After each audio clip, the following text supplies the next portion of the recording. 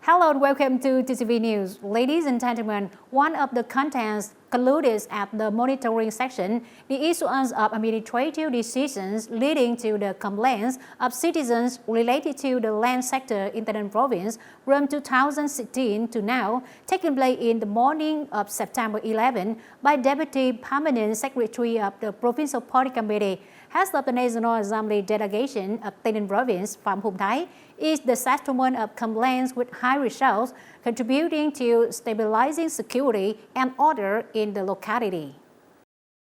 Mr. Phạm Hùng Thái noted that in issuing administrative decisions, the province took quite seriously and was more aware of the responsibilities of the head and provincial administrative agencies in settling complaints about their administrative decisions issued over the past time.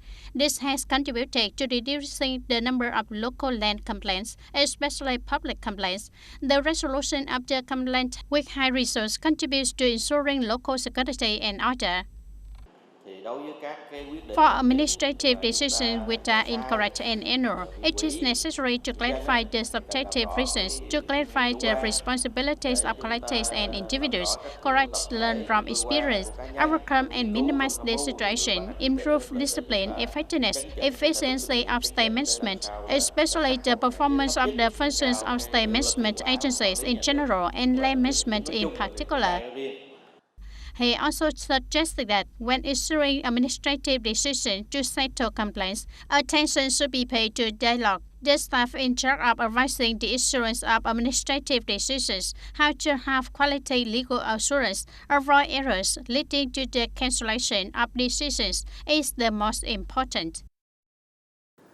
In the morning of September 11, the organizing board of the Provincial Party Committee, in collaboration with the Provincial School of Politics, opened a training course on organizational work in 2023 with the participation of 50 trainees who are secretaries, deputy secretaries of the party itself, and committee of agencies and interests in the area. During the three-day class, trainees were deployed and research topics such as improving the local political system in the current situation, some issues on career policy, staff training and fostering, some issues of grassroots party organization and membership, some issues of career work and internal political protection. This is the second class on fostering organizational skills implemented by the organizing board of Provincial Party Committee in order to promptly update and supplement new issues, as well as explain and remove obstacles and difficulties in practical work, contributing to improving the professional skills of party building at the grassroots level in the coming time. In the evening of September 10, a series of localities in the province organized a retreat on firefighting and rescue plans at the Fire Safety and Prevention Inter-Family Group. In Hoa Thanh Town, the town police organized a retreat on firefighting and rescue plans at the Inter-Family Group number 2, quarter to Long Hoa War. The hypothetical situation is that the fire occurred at a citizen's home due to the explosion of the poor-quality power bank for charging in the bed. Accordingly, the firefighting and rescue plan is implemented in three stages: detection, information, processing, instructions for escape, rescue, moving access, and organizing initial firefighting. According to the motto of Fire on Spot, the fire has not been extinguished, mobilizing units to participate in coordination, mobilizing forces and means of the fire prevention and fighting, and rescue police force, Hoa Thanh Town Police. The real aim to raise awareness and responsibility of people, local forces in fire prevention and fighting from the beginning, thereby contributing to curbing damage caused by the fires and explosions. In order to avoid the phenomenon of inflation at the beginning of the school year in any form, the Ministry of Education and Training has fully issued documents and circulars guiding this issue, requesting localities and high schools to strengthen inspection. According to the Ministry of Education and Training, moving toward on non-cash revenues will partially overcome the inflation at the beginning of the school year in high schools. As for universities and colleges, the Ministry of Education and Training does not directly manage the finance of each school, only stipulates the mechanism for collecting and managing tuition. However, when schools have other revenues under the service, they must announce them openly and transparently to learners.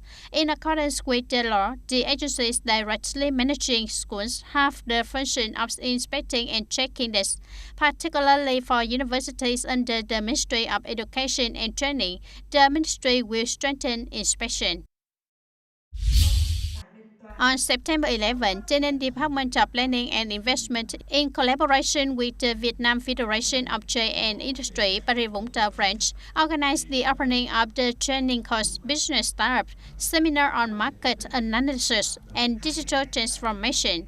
The business startup training course aims to help small and medium-sized enterprises in the province, when starting a business, have the knowledge to confidently enter the market with a methodical and professional business plan, especially in the current 4.0 technology era, when digital transformation is extremely strong. The training course took place on September 11 and 12. 50 individuals from businesses will better understand business planning and business digital transformation tools to be able to apply practically to their businesses.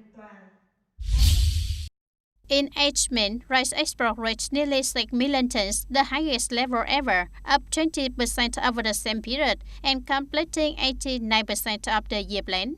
This is the latest statistical data from Customs. With this export level, the almond rice export turnover reached nearly $3.2 billion, up more than 34% in value. Among the important markets, the Philippines, China, Indonesia, and Ghana imported the most rice from Vietnam, with a growth rate of 3% to nearly 1,500% over the same period last year. TayNin has a strong attraction for tourists because there are many destinations that are both beautiful and great, spiritual, and combine traditional and modern elements. The tourism industry has strengthened drastically. The value of the tourism industry has continuously grown high in recent years. In the first 6 months of 2023, TayNin attracted 3.5 million visitors. Total tourism revenue reached 1,450 billion Vietnam dong. As a result, the revenue from accommodation, catering, and travel services in the province recorded positive figures. In August 2023, revenue from accommodation, catering, travel, and other services in the TayNin province is estimated at nearly 2,000 billion Vietnam dong, up 4.50% over the previous month. Notably, accommodation service activities were estimated at more than 28 billion Vietnam dong, up 1.37%. Food service activities are estimated at more than 1,000 billion Vietnam dong, up 0.44%. Travel services reached 1.44 billion Vietnam dong. Travel services reached 1.44 billion Vietnam dong, up 0.57%. Accumulated in 8 months, in TayNin province, revenue from accommodation, catering, travel, and other services reached more than 15,000 billion Vietnam dong, up more than 13% over the same period. TayNin continues to become one of the prominent destinations in the country. The quality of tourism services is increasingly improved, creates motivation and advantages to promote the development of tourism in the province. Ladies and gentlemen, the Cultural, Sport and Radio Center of Detroit Town and City are invested spaciously with large and beautiful premises in the central area.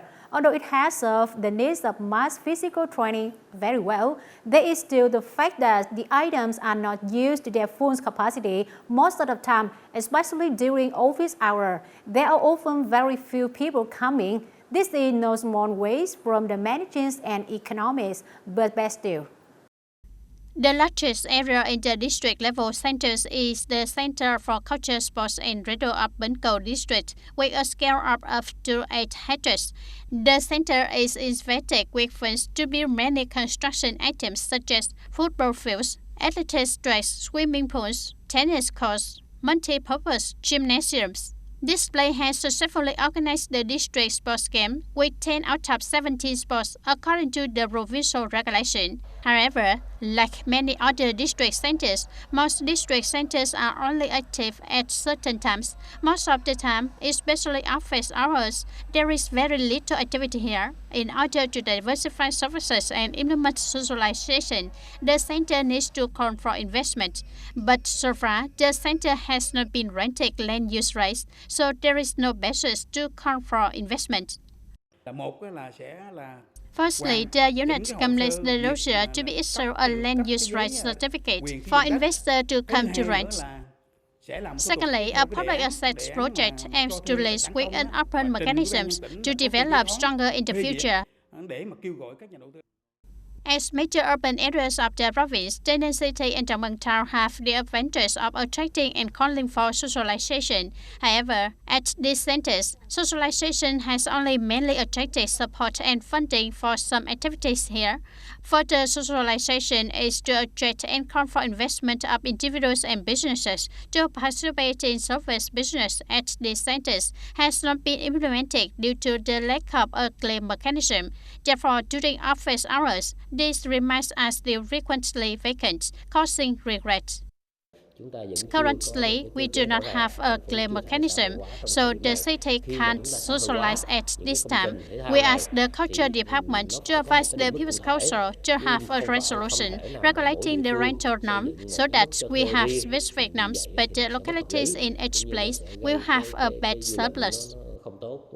In June, the Social Cultural Department of the People's Council of the province also had a monitoring session on socialization in the field of culture, physical training and sports in the province. Through monitoring, the issuance of policies and guidelines to attract investment for socialization development is still slow, not meeting actual requirements.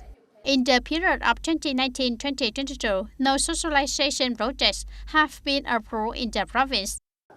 The land rights must be calculated in the plans and schemes to submit to the committee of the same level for approval, but cultural institutions are located in private places. If the consultant calculates this, it is very valuable, so the inadequacy between financial and business problems is not reasonable. Also, because of the above difficulties, the centers have not been fully exploited. Some investors are interested in approaching, but then do not invest because of uncertain profit margins. Localities have requested the province to issue guidelines on the use of public assets for leasing purposes with an open mechanism so that the centers have conditions to develop further and operate more effectively in the coming time. Hanoi capital not only has a rich culture and history, but also contains a unique cuisine. In cuisines is also culinary crystallization around the country, the penetration and transformations of cuisines of world cuisine, with the richness of colors and ingredients, delicate and diversities in processing. Hanoi dishes and cuisine not only captivate ordinary diners, but also convene even politicians or prestigious culinary house. The last part of today's new program, let's come to Hanoi and experiences the fantastic cuisine. It is not difficult to see the image of famous politicians that was leading business leaders when coming to Vietnam happily sitting down to eat vermicelli and grilled chopped meat, bánh mì, drink coffee in small shops or on the sidewalk. Recently, on message, Australian Prime Minister Anthony Albanese had a Hanoi culinary experience at a restaurant located in the old town. Here, Mr. Albanese had lunch with bánh mì, Hanoi wrapped beer, and some other signature dishes. Within the framework of her visit to Vietnam in August, Australian Foreign Minister Penny Wong walked around the rear of Salt Lake and enjoyed a coffee on Dinh Tiên Hoàng Street. The images of politicians walking the streets, enjoying dishes on the old town, not only from the attraction of Hanoi cuisine, but also convey the message of a friendly and hospitable city for peace. Many Vietnamese cuisines are enjoyed by international friends, such as vermicelli and grilled chop meat, enjoyed by President Obama, or Vietnamese spring rolls in world competitions are selected a lot of phở.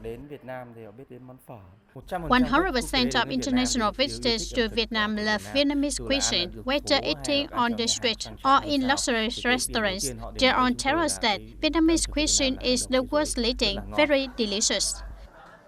In particular, Hanoi has really become an attractive culinary destination on the world map, when 48 restaurants are honored in the Michelin Guide 2023. Among them, 3 restaurants are awarded a Michelin star, a prestigious award in the culinary industry. That's all for today, TTV News. Thank you for being with us and goodbye for now.